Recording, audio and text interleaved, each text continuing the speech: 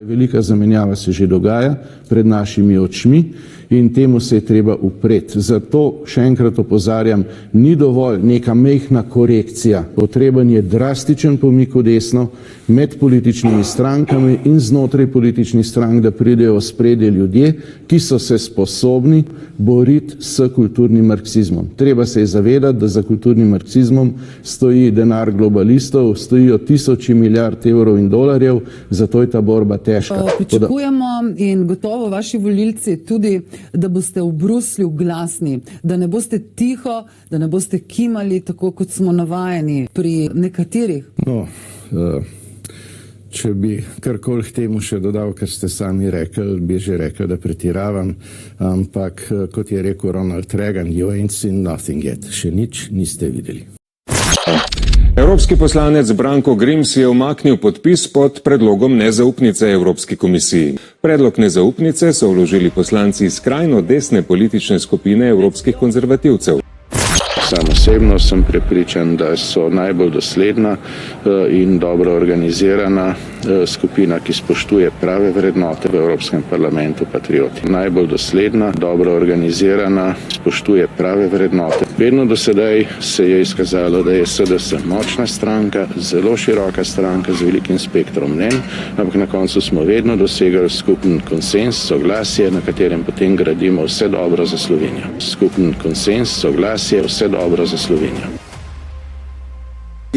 Von der Leyen je predlagatelje nezaupnice označila za ekstremiste, ki želijo zabiti klin med proevropsko usmerjene politične skupine. Grims iz Evropske ljudske stranke, ki je naknadno umaknil podpis pod predlog nezaupnice, ni oddal glasu. You ain't seen nothing yet. Še nič niste videli. Kar se tiče Evropske ljudske stranke, mi se želimo, da bi se ustanovila bolj desna koalicija. Tudi mi nismo podprli Ursule von der Leyen za špicen kandidatko. Mislimo, da je v tem mandatu komisija šla preveč na levo, tako da mi si res želimo, da bi se bolje pozicionirali na desno. Ali podpirate Ursulo von der Leyen? V naši stranki je bilo jasno stališče, nismo jo podprli na kongresu Evropske ljudske stranke, tako da je ne bomo podprli tudi sedaj za predsednico Evropske komisije. Spravi, na 4 glasove ne more računati. Tako je.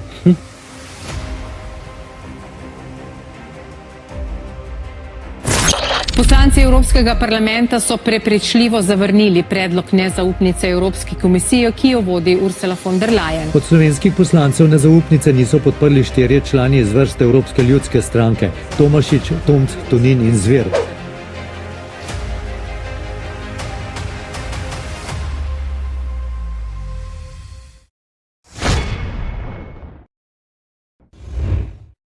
Zelo odprto lahko rečem, da sem celo zagovornica tega, da se Evropska ljudska stranka povezuje z evropskimi konzervativci, in me čudi mnenje kolega Tonina, ki je bil do tega dokaj zadržan.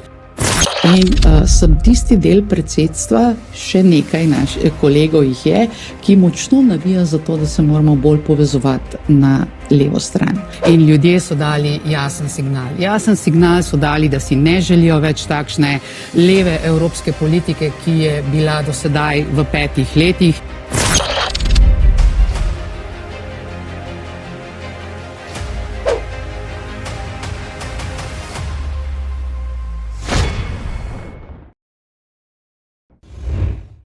Ali se SDS pogleduje z izhodom iz Evropske ljudske stranke, ali se v SDS pogovarjate o prestopu v politično skupino evropskih konzervativcev in reformistov? Slovenska demokratska stranka je zelo jasno povedala že pred volitvami, da ne podpiramo enake koalicije, kot je bila doslej, ker mislimo, da je v naslednjih 5 letih potrebno Evropo usmerjati drugače. In da v primeru, če bo vodstvo Evropske ljudske stranke oblikovala takšno koalicijo, nas na tej ladji ne bo. Skratka, koalicija v Evropi ostaja enaka kot doslej. It's the pro-European, pro-Ukraine, pro-rule of law. I'm very grateful, of course, to the platform, EPP, Renew and SND, but I'm also very grateful to the Green Group. Neomajna ostaja pri podpori Ukrajini, diplomatskih potez madžarskega premierja Orbana pa ne odobrava.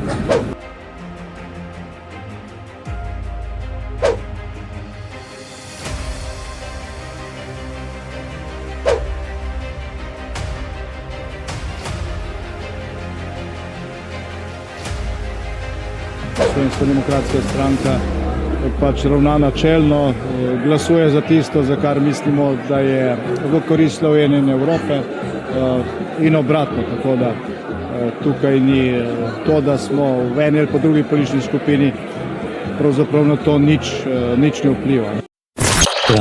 With this motion of censure, we are wasting time. Putin will like it, what his friends are doing here.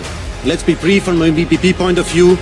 We will unanimously vote against this motion of censure on Thursday.